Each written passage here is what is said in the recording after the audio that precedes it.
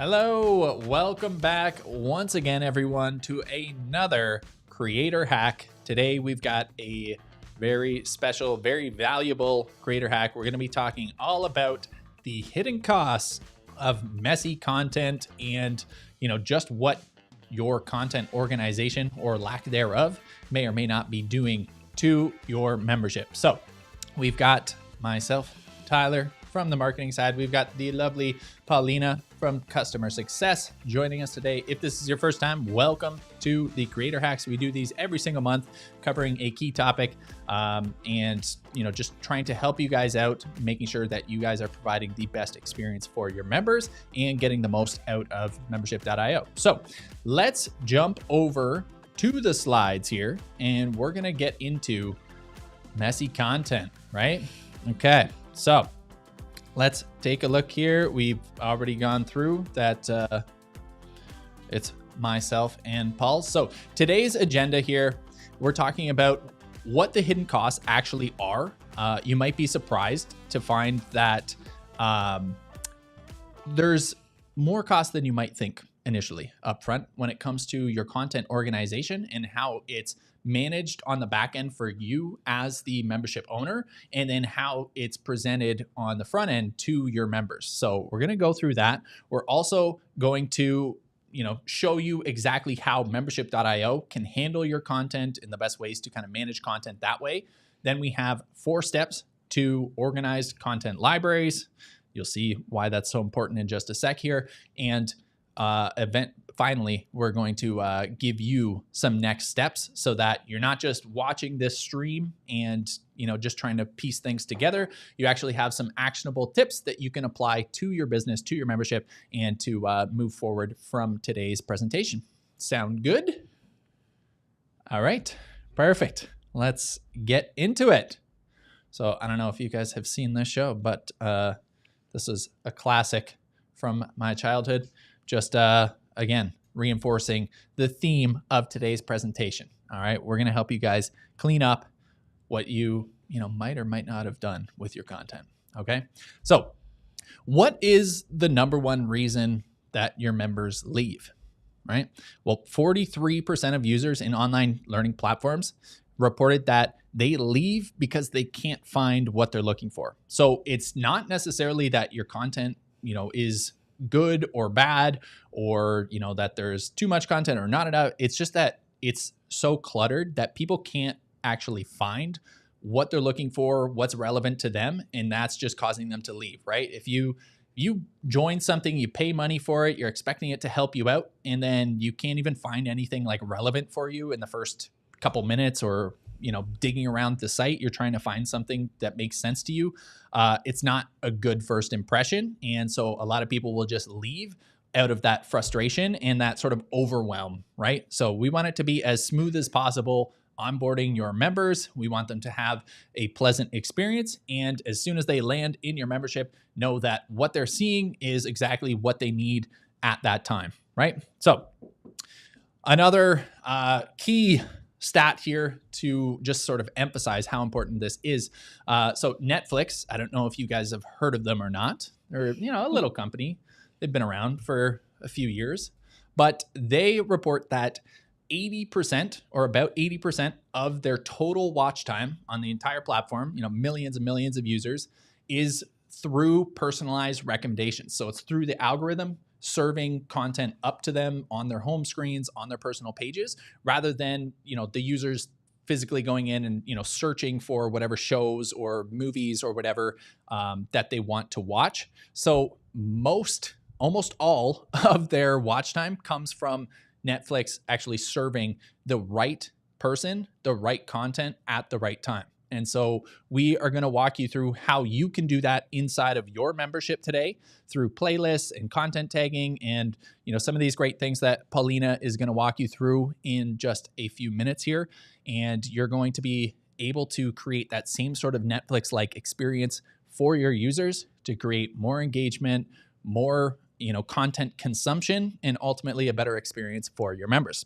Okay. Another little surprising stat here that you might not be aware of. So Netflix actually attributes that they save the company over $1 billion per year in retention costs due to their recommendation engine. So I don't know about you, but personally, if I could save about $1 billion a year, I would probably try to do that, right? So we're going to show you guys how you can do that inside your membership. No guarantees you'll save $1 billion, but you might get close. All right. So let's get into it here.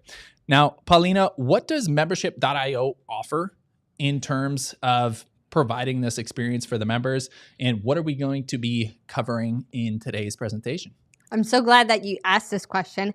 Tyler, I can tell you're really serious about the topic based on how you dressed today as well. You literally brought out the tie because you understand the importance of having organized content. Yeah, and membership, I thought I'd clean it up a little bit today. We're talking about the hidden costs of messy content, being messy. I had to, clean things up a little bit for today to show you how serious, how big of a deal this is with your business. And all of us here at membership.io understand exactly the importance of that, which is why we've set up the platform to support 3 really key things that lead to our most important kind of 4th reason how membership.io supports kind of optimized content management. So number 1, you can import content from all different sources. We'll take a look at what sources are available for that in just a couple slides here.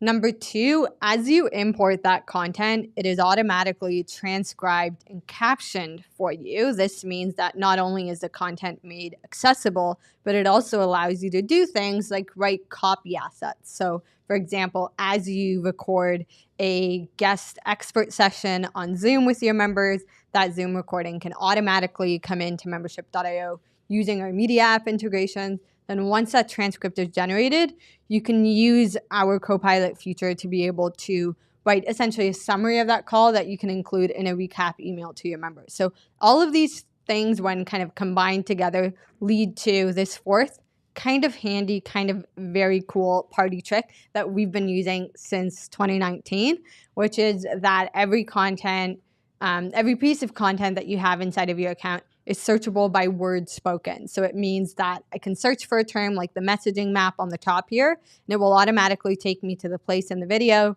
where Rebecca mentions this term. You can see it's actually mentioned multiple times. So it will keyword search and point you to any multiple instances of that word being shown specifically. So that's just a little bit, but Tyler, I'm going to pass it back to you because I think there's something kind of at the cornerstone here of what all of this means when you stack it together. Absolutely. So just with this here to kind of piggyback off of one of the things Paulina was mentioning there, the idea of AI-powered content and some of the AI tools that are available to you inside of membership.io. AI-powered content it means less work and more results. AI-driven content tools reduce your workload by up to 30 to 40%. So helps, you take a third of your work off of your shoulders, helps you speed up onboarding, improve that overall experience, and actually helps to increase knowledge retention by 67%. So that's a huge impact on, not only like the speed and the reduction in overwhelm of you as the creator or the business owner, but of your members too. If they're getting 2/3 more retention of the content, that's a huge, huge win in terms of being able to actually deliver impactful results to your members and to make a difference with your program. So just wanted to throw that in there, and I think we'll kick it back and we are going to jump right into the backend membership.io here and start showing you guys how to implement this for yourselves. Alrighty. Absolutely. So we're going to dive in at app.membership.io. I'm going to cover, as Tyler mentioned, the 4 steps that we recommend taking in order to get your content from messy to organized.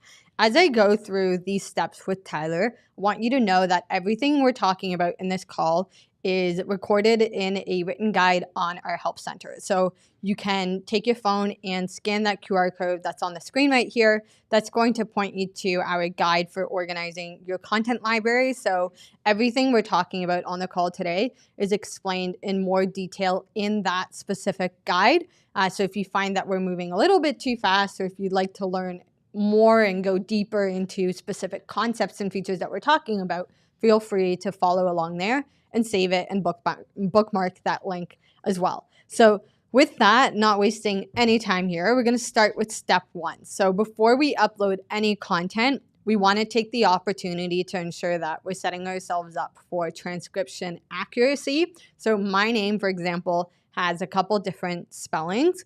So I can take the opportunity to add things like my name into my membership.io account custom vocab list. What this allows the platform to do is to be able to spell my name properly anytime it's mentioned in a transcript. So we have some team members here who have some very unique and very pretty names. I'm thinking of Carly. I'm also thinking of Stu, who does not like to be referred as a soup. So both names are an example of what you could add to your custom vocabulary, along with unique specific acronyms. So Stu in his world refers a lot to the founding member launch, also acronymed as FML. So that's an example of something that you can add to your custom vocab term to make sure that any of those niche terms, names, acronyms, nouns are spelled properly. So in this next clip, which is also available in the guide, I'll show you exactly where you can go inside of your account through your settings to be able to update your custom vocabulary. So from your account, you're going to click on your profile and you're going to head to settings. Once inside of your settings, you're going to scroll down until you see transcripts specifically. Once on this page, you'll be able to see an overview of any added words that have already been added. And you'll see this green bar that will allow you to add any terms that you need as well. So type in whatever term you'd like to hit and add to your transcripts. Hit enter to add that. You can keep going and adding any specific terms that are important. And then once you're happy with that list, you can also overview what specific language your content is transcribing in. We do transcribe in over 30 different languages. And when you're happy with that, hit save and you're good to go. The reason why we want to do this first is primarily because those terms cannot be added retroactively. So it's a good opportunity to update your vocabulary before we dive into any mass import specifically. So I'm going to throw it back to Tyler, who's going to tell us a little bit more about the value of transcription, captioning, and searchability. Absolutely. So just real quick here, just to talk about like the speed that this allows, the increase in your productivity, again, as the business owner on the back end.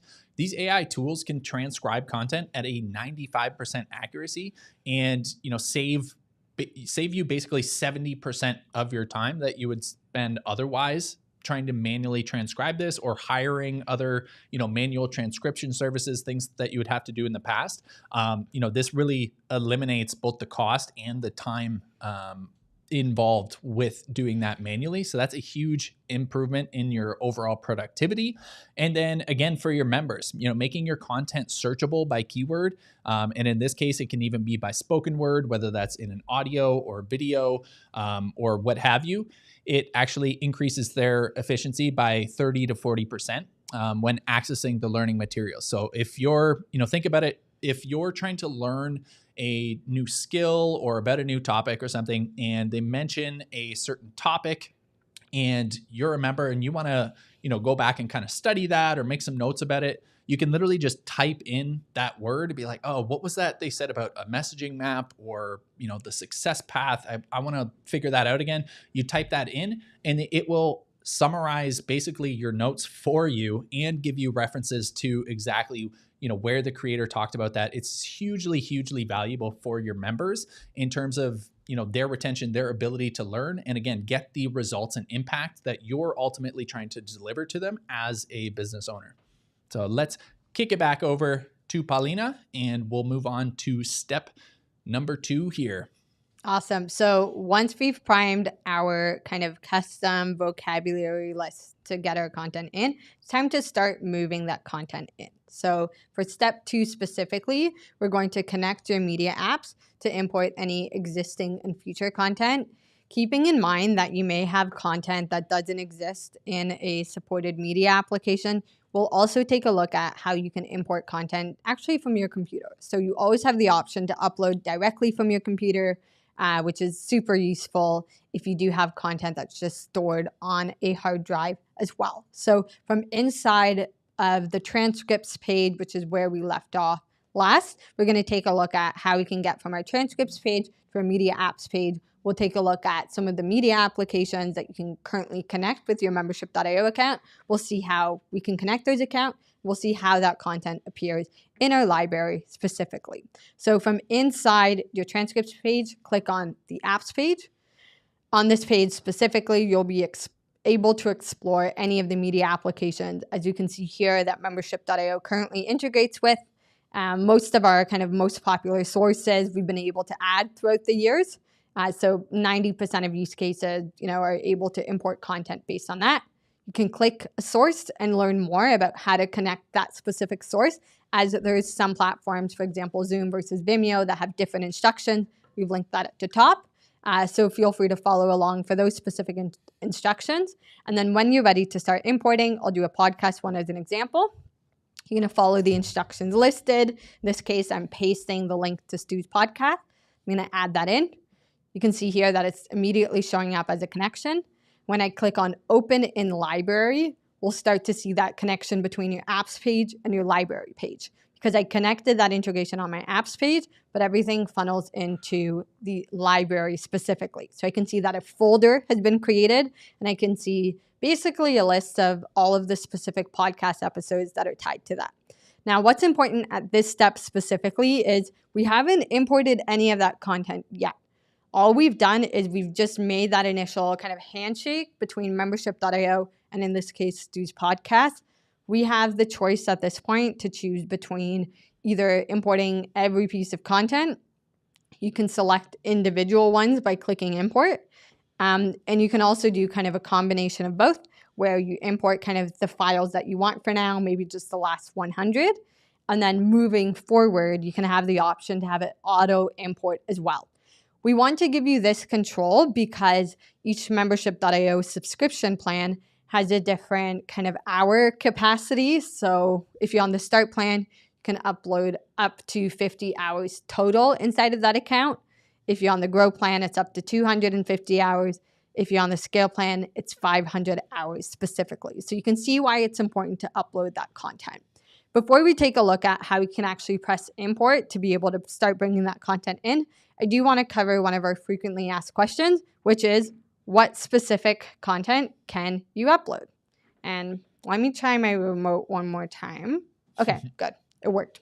And for some reason, that one vibrated. Anyways, there's 3 specific types of files that you can import. So video files can be imported from a media app or your computer. Same with audio files. You also have the option to upload PDF or text documents from your computer, but they're not currently supported through a media application. So this means that, for example, if you have PDFs inside of Google Drive, while you can't use the Google Drive integration to bring in the PDF content, you could if you had video or audio content, you can still opt to bring in that PDF content specifically by uploading it to your account from your computer specifically. So in the next example, I'll show you how you can upload a piece of content to a specific folder. So in this video, you can see here that when I click import, what's going to happen is that file will start to upload. And if you click on the 3-dot menu next to a media integration, you'll see the option to either import everything. So everything that I see here will be imported, or I can import from this point forward as well. So this gives you the option to say, yes, moving forward, I consent to all my content being automatically imported. If you have, for example, private calls, you don't have to opt for that as well. Now, if you want to upload content, you can just hit upload and then select a specific file here, drag it in, and you'll be able to upload that file directly. So again, we're starting to play around and become a lot more comfortable in our library specifically. And the next natural step here is to be able to start putting more thought into our folder organization as well. So in our next step, I'm going to cover a little bit more about folders, what they mean, how to make sure that your settings are up properly. But before that, I'm going to pass it back to Tyler to wrap up this step for us in terms of why repurposing content and having it in one shared space is super important. Absolutely. Thanks for that, Paulina. And I did notice in the chat there was a little bit of confusion when we were talking about the different plans, the different hours and things like that.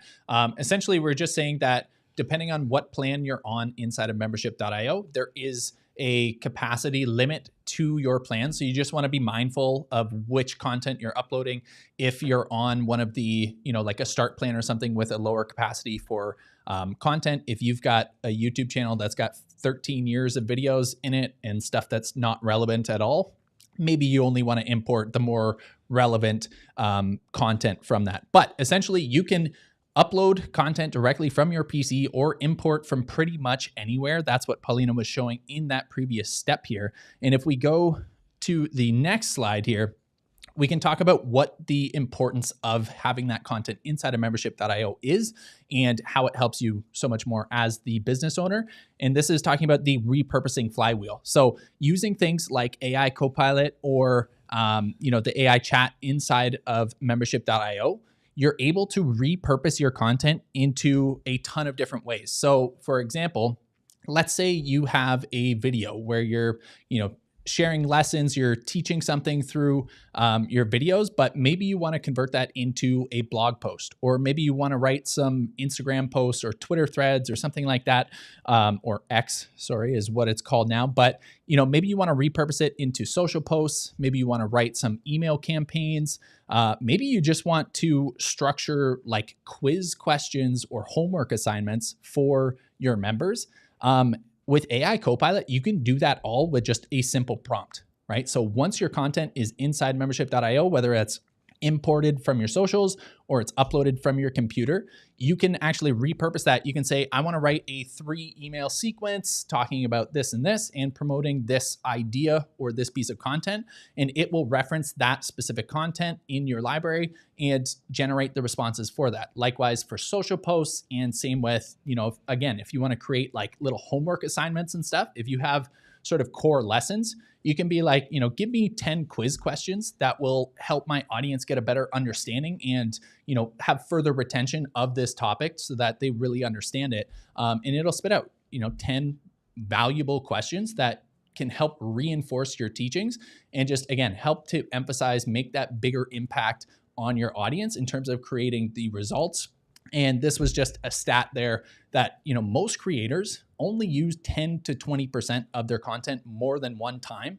So with this, it allows you to repurpose things almost instantly and in, countless different formats, all from just typing a simple prompt in a chat. So super, super valuable stuff that can save you not only a ton of time, but can also make a way bigger impact for your members.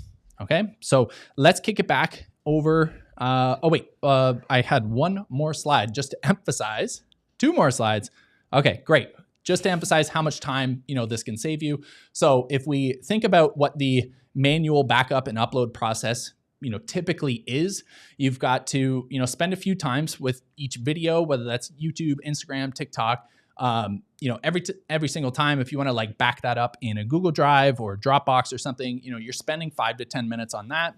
Uploading it into the cloud, another 5 to 10 minutes, organizing and trying to repurpose that for different platforms. You're easily spending anywhere from like 15 to 25 minutes per piece of content just to be able to reproduce, like one repurposed content or to like back it up somewhere. And so with the AI tools, you can save yourself easily 20 hours per month compared to that manual workflow. And what this converts to in terms of an actual ROI, in terms of your production in that, it's been shown in the Nucleus research here that for every $1 spent on streamlining your workflows, on using things like AI tools to automate workflows and make you more productive, you can see up to a $5.10 return on that productivity. So, basically a 5-to-1 return on your investment for investing into something like this, where you're able to utilize tools to automate your workflows, to just speed up your workflows, and just, making use of the technology that's available to us in today's day and age, rather than relying on, just doing things the way you have in the past, just because that's the way you've been doing them, right? So just something that I wanted to point out here, and just to help kind of connect the dots where you can see like, this is why you want to get your content in there. This is why you want to organize your content. This is why you want to deliver a better overall experience for your members. It all adds up and makes a difference both on the back end for you as the business owner and, more importantly, on your members and the impact and the results that they experience. So let's kick it back to Paulina here and let's continue on with the next step number 3. Step number 3, we're going to sort our content into folders. So as Tyler mentioned, once our content is imported and we've kind of automated that process of bringing future content in, we now look to this opportunity of making sure that our folders make sense. So anytime you connect a media application, a folder will be automatically created where you'll be able to find any specific content that exists within that specific media application. This is important because it allows you to kind of understand where your content is coming from specifically. Most people, what they do is once content is uploaded, they'll move it to a more appropriate folder based on the type of deliverable that they're using or where it makes sense. And a folder, just by defining it in a nutshell, is used for internal organization. So you can hold as many files as you need in one folder, but each file is only added to one folder. So you can't have one file in multiple folders. You can have one file in multiple destinations if it's used, for example, in both a course and a membership. So we'll take a look at kind of how to make sure that different content pieces end up in different destinations in the next step. But before we do that, we'll take a look at how we can create a new folder and move content from, for example, a media application or another existing folder into a more appropriate one. I'll also share some of my tips and tricks at the end of this presentation when it comes to how we organize our folders as well. And I'm going to show you a couple behind the scenes examples of how we organize our folders for the 3 accounts that I help manage on our team as well. So inside of your library, you can click create folder at the top to create a new one. I'm going to create, a course videos one as an example here.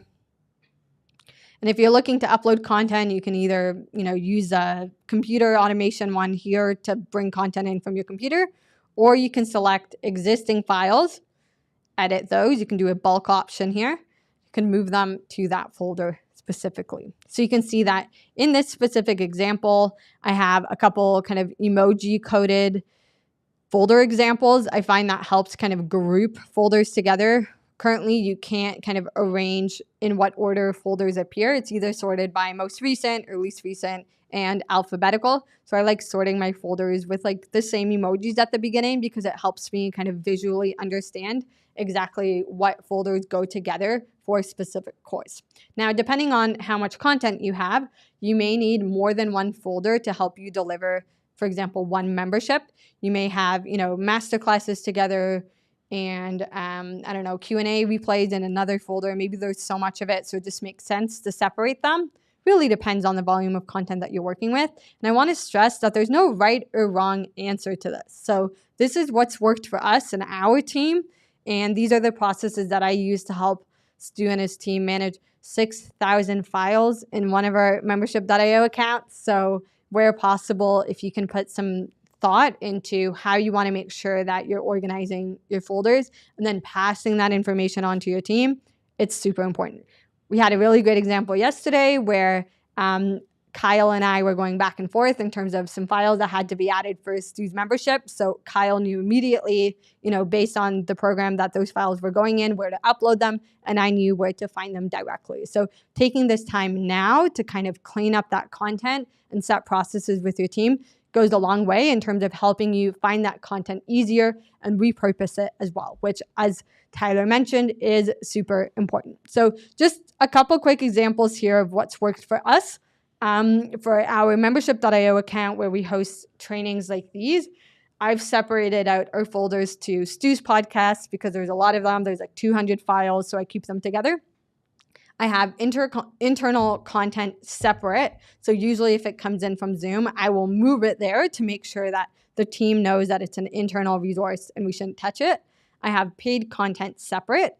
I have soundless tutorials separate so that we don't accidentally send one to someone looking for support on a specific feature. We have updated tutorials because we made some updates in June. So we're just kind of separating out that content, and then we have free content as well. And what this folder organization really works well for is also my ability to create AI chats, or wisdom as it used to be called, because the wisdom organization comes from folders specifically.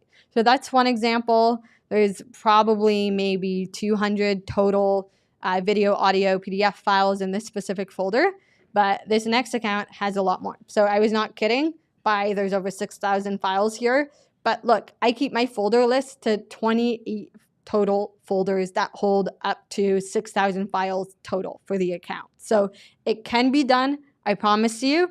There's a lot of opportunities here, and my recommendation would be to kind of do an audit of exactly what content you anticipate to make to see what makes sense for you. But you can get really granular with content tags specifically. So there are examples for more granular content organization outside of folders as well. So we'll cover that in just a second, but one more last example here. We have a separate account just for any of the client call recordings that we host. This makes it really easy so that if someone goes away on maternity specifically, we still have access to kind of those client call recordings to make sure we don't lose anything. And you can see here where in that first example, I had one folder to manage all internal content, but because there's a larger volume of content inside of this account, I actually have 10 folders organized into specific different ones to help me manage that load as well. So as we import our content, as we sort it into folders, the next kind of obvious step is to then upload thumbnails, fix titles, and check transcripts. So I'm going to dive into that step next. Awesome. So at this step specifically, what we've done is we've managed kind of the ordering of content in terms of how it's grouped in folders. But the next step is to kind of zoom in a little bit and manage your content on a file-to-file level as well. So our file manager comes with a ton of really awesome features that allow you to upload a thumbnail, fix your naming convention. I don't see this done enough. Highly recommend looking at what type of consistent naming conventions you're using to make sure it's consistent. So in this next example, we'll take a look at some of the features that you have inside of the file manager to help you take a recording, add a thumbnail to it, fix the name, use Copilot to be able to generate a thumbnail, not a thumbnail, a takeaway kind of summary blurb, then also how to add attachments to files as well. All of this happens in the library. You can actually technically do it in the hub as well. Oftentimes, if we're doing a migration, most of this happens in the library. So both locations are totally fine, but let's take a look at kind of the file manager in action. So you can access the file manager just by clicking on a file. It's this slide in that appears here. I'm immediately going to change the file name so that it's a little bit more apparent what this file is about. And then I'm going to work my way down here, starting with the description. So you'll get an AI-generated description that you can override or tweak as needed. We'll take a look at how you can use Copilot to create a summary to add this as well. Under thumbnail, I can upload a custom thumbnail. I'm just grabbing one from my computer here. You can see it's consistent with the one underneath. I have the ability to add attachments as well. So these attachments will show up with that file. I can either select one from my library or upload one. And then under Copilot specifically, I can have it basically write me a summary. And I didn't even let the full thing generate. I looked through it. I'm like, yeah, that's kind of exactly what we covered in the file. So I'm going to just copy that. And after I copy it to my clipboard, I can just add it to the description underneath. So it's super useful. You can see it literally took me, 10 seconds to file manage this specific file, but immediately it's looking much different. Last step here is just taking a look at the transcript as well. So we do have auto-generated transcripts, which as Tyler mentioned. Generally, we have like 90% accuracy rate. So not a bad idea to kind of take a look at transcripts from time to time to make sure that everything looks kosher and it's good to go. So with that, as I mentioned, we do have a couple optional steps here as well. So starting with content tags, when it comes to folders, one content goes to one folder. But if you're managing, let's say 6,000 files in 28 folders, you're likely going to need additional organization measures in order to help you quickly find content as well. And the way to do this is with content tags. Content tags can be applied to multiple files. You can apply multiple content tags to the same file. So it means that that critique, for example, could fall under a content tag called critiques. I could also tag it based on maybe the expert that specifically covered that critique. I can also tag it based on the complexity and what success path level it falls under specifically. Lots of options here.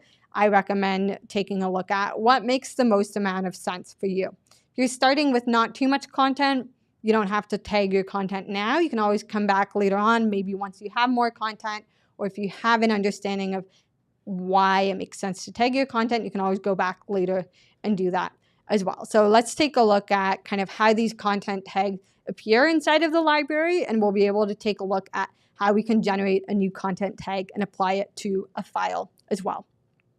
So you can see I've already tagged some of these files based on level of difficulty. You can see that some of them have multiple tags as well. Maybe it falls under multiple categories. That's totally fine. If I wanted to tag a new video, what I can do is click Edit, add content tags. I can either scroll and see the existing list of content tags, or alternatively, I can type in a new one and hit confirm and save my changes that way. So super quick. You can use bulk actions here, which is super useful. If you kind of go through a folder and just tag every specific file that corresponds with a specific content tag instead of manually doing it one by one.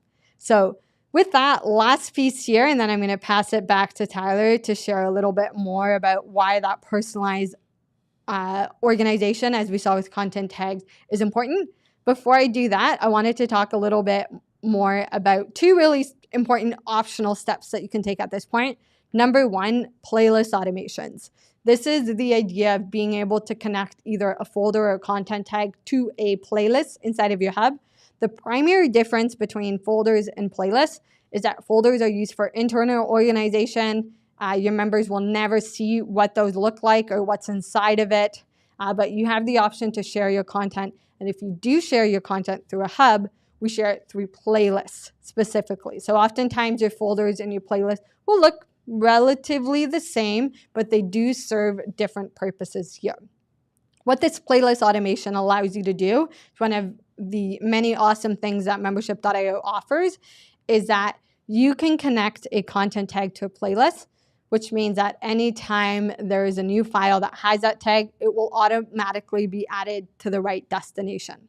Alternatively, as well, you can add a folder, which is actually a lot easier than using a content tag, because it means that if we have, let's say, our Zoom account set up to automatically sync for new recordings, it means that if that Zoom folder is connected to a Q&A playlist in your hub, means that anytime there's a new recording, guess what? It's automatically going to appear in that destination. So this is pivotal if you are a solo entrepreneur and you're doing all of the recording, uploading, and managing of your content.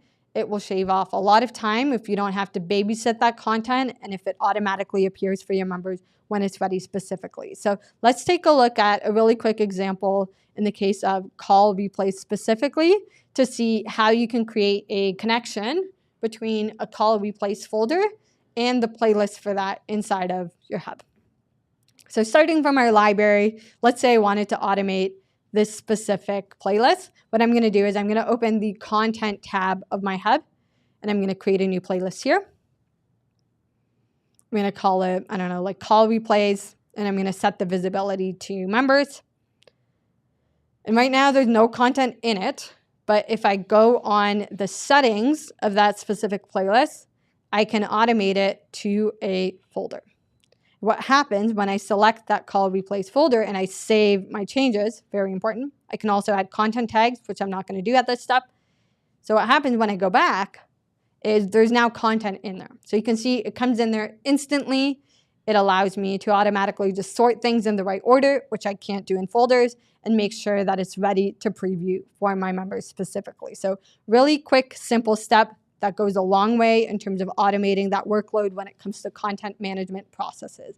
And then last one here to wrap us up, if you've gotten with us to this end, it means that you now have what you need in your content library to start on creating personalized pathways or member journeys inside of your hub, which is awesome because that content management piece is super essential. So with that, Tyler and I did cover this in our last creator hack. So we will not be covering those instructions on the call today, but I will show you how you can access that replay from inside of your membership.io account. So this is what I was talking about. Again, totally optional, but if you've gotten to this point and all your content is organized, why not take the opportunity to create personalized content experiences? So from inside of your account, look for the community button on the bottom. It's going to take you to this hub. What we're looking for is the Video Academy, which is linked to the top. Once on this page, you'll see a list of all of our Creator Hack replays. You can also find these on YouTube as well. And it's the most recent one at the time of me filming this specifically. So in Personalize Your Membership, it kind of takes what we covered today and it takes it to the next level when it comes to actually being able to serve up those personalized recommendations, which as we saw from a little company named Netflix, 80% of their content consumption comes from those personalized recommendations. So don't sleep on that opportunity to be able to put your very organized and definitely not messy content to great use. So with that, I'm going to pass it back over to Tyler from what feels like an eternity to help wrap us up. Awesome. Yeah. So we are in the final stretch here, folks. So bear with us. You've gone through a lot here. Again, if this feels like it's been moving a little fast for you, you can always rewatch this on YouTube here, or as Paulina showed there, you can access all of the previous creator hacks and go through them at your own pace there as well, along with the written guide that we linked earlier in this presentation. But this again is just to reiterate, personalized organization equals better retention. This whole idea of creating those personalized learning paths, that is essentially what Netflix is doing with their recommendation engine, right? They're, identifying certain content pieces, and then they're kind of creating audience profiles that they think will, most enjoy that specific content. And then they're serving those sort of catered playlists to those individuals. And that's exactly what we talked about here. By organizing your content into, the proper folders and the proper playlist structure and adding those content tags, you can create that same sort of experience within your membership. Whether that's, breaking it down by difficulty, as Paulina had mentioned there, beginner, intermediate, advanced, or somewhere in between there, you can differentiate by that. Or if you're someone who happens to teach, different topics, essentially, you could kind of differentiate. If you run something that's like a digital marketing, membership, you might have some that are focused towards copywriting for emails and some that's focused towards, social media and that sort of thing. So there's different avenues. There's different ways that you could tag your content in order to create those unique playlists. And again, be able to serve the right content to the right people at the right time. And that personalized experience can lead to a 20% uplift in member retention and ultimately increase their lifetime value by about 25%. And, in the case of Netflix, they mentioned that saves them about $1 billion per year. So, rather impactful. And, just to put it simply, when members get content that, they feel is relevant and easy to access, they stay longer and they engage deeper with it. So that's just the simplicity of that, and just, emphasizing the value again of taking your, messy content and just adding some structure to it so that you can personalize and deliver a better experience for your members. So with that, let's kick it back. Paulina's going to wrap up with a few tips here. I'm going to go over a quick summary, and then we're going to give you some action steps so that you can, take what you've learned today and apply it to your own business. Awesome. And stick around because there's an opportunity at the end for you to get a free month of your membership.io account. So you'll want to see in 3 slides from now kind of what's up. Okay, so with that, I have a couple tips here just to kind of summarize what we've covered today. all of these things we've kind of already covered, starting with updating your custom vocabulary before a mass import. Key here is before the mass import, as these terms do not apply retroactively. As I mentioned, I'm really in the camp of like limited folder counts. So go easy on the folder count. You can always add more if needed, but because we have content tags and because you can search for your content really quickly, generally you're not going to be spending too much time going for a folder looking for content. You're going to mostly find that through kind of your hub playlist. So it's easier to do that with minimal folders. Automating your hub playlist. So taking a look at those playlist automations, super, super useful. If you're on the Grow Planner app, please use that. It's such an invaluable tool that makes a massive difference when it comes to cutting back on your workload. Use a consistent naming convention. This is important for you, but also for your members as well. It's really easy to be able to find what you're looking for as a member if everything is kind of organized together. If all of your Q&As start with, Q&A, the date, the year, and what the topic is, it goes a long way to make sure that people aren't spending a ton of time in your hub looking for stuff, and rather that they're spending time consuming the content that makes the most amount of sense, that's going to give them the transformation that they're looking for to basically justify the return on investment for your program specifically. So yes, all of that comes down to just consistent naming conventions. I like to keep an archive folder because you don't get hours back when you delete content. It's useful to keep all of your content unless it's truly no longer valuable and out of date. So we generally keep an archive folder just to kind of store anything that's out of date that we may want to repurpose in the future. And then where possible, use hub playlists, as if you are delivering your content in a hub, you're going to use hub playlists instead of library playlists. The one kind of exception to this is if you're looking to deliver one-on-one coaching calls. It's easiest to do that with a library playlist, as you can just share that link directly with your client and you don't have to worry about kind of going through and creating a hub specifically. So all of that leaves us feeling like Lunette the clown when she does a 10-second tidy. So we went from, who made this mess? Oh, me, to, oh, now everything's organized. So it's a great opportunity, and this clip does live rent-free in my head. I feel like it was part of some positive propaganda when I was 5 years old and watching this for the first time, and definitely contributed to my lifelong passion of cleaning. So with that, let's chat through kind of the business challenges and the fixes that we have here. Absolutely. Okay, so with today's presentation, we talked about the hidden costs of your content chaos that you might have, from having content in folders on your desktop and throughout your computer, and Instagram and YouTube and TikTok, and in a Dropbox folder labeled please organize _17, right? This allows you to get all of that content into one unified organized content library. And not only that, then you're able to utilize it more efficiently, in addition to delivering a better experience for your members. We talked about the number one reason members leave, in that about 43% of members leave because they can't find what they're looking for. They can't find the content that's relevant for them. And so we talked about creating this folder structure and delivering personalized content paths and playlists.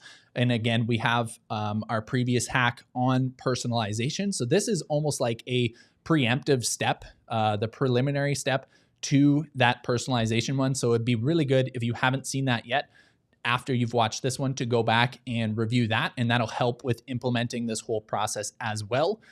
We talked about high churn and low completion rates from your members, and by delivering that personalized experience, you encourage both more engagement and better content retention and consumption from your members. And ultimately, you're wasting time manually repurposing and uploading and backing up content that you could be utilizing AI tools and things like Copilot and the automated workflows that they provide to save yourself hours and hours every single week and every month. And that really adds up. So those are the things that we really talked about today. Now let's talk about what your next steps are, right? What should you be doing? Paulina, what should they be doing from this? Okay. 3 really simple steps in order to get a month of membership.io. Organize your content library. Pick and choose from any of the things that we covered today. You can do most of it other than that first step out of order as well. But we love seeing your organized content libraries. I think we can lead a movement of organized content libraries because we've seen through this presentation what a difference it makes for us and for our members as well. So all you have to do is organize it, film a reel of you just showing us your content's new shiny home, tag us on LinkedIn or Instagram if you don't have Instagram, and you'll get a free month of membership.io on us. That's how much we love seeing organized content libraries. So really simple. One thing to note is there's no time limit on this. So if you're watching us on a replay after July 30th, 2025, that's okay. Tag us. If we want to see that reel, we'll add that free month for you. And I believe I got the handle right. I don't see April in the background, but I think I got it right. It's membership.io on Instagram. So with that, as I said, it's your turn. And that's kind of it from us today. So normally we do a Q&A, but Carly's been in the chat, our team's been in the chat, so we've been able to catch up on all the questions. So I think we're good to skedaddle. Absolutely. Thank you all for joining us. If you do have a few questions or you think there's something that you want further clarification on, just shoot us a message at help@membership.io and our support will be happy to help you out. But again, thank you all for tuning in. I hope you found this super valuable. Very excited to see those posts, those tags of you guys organizing your content and getting that free month. Like, that's a sweet deal. That's super easy money to get a free month of membership.io. Super awesome stuff. Hope you guys all had a fantastic time. We will be back again next month with a new creator hack. So be sure you're subscribed here and stay tuned. And we will see you again very soon. All right. Take care, everyone. Have a great rest of your day.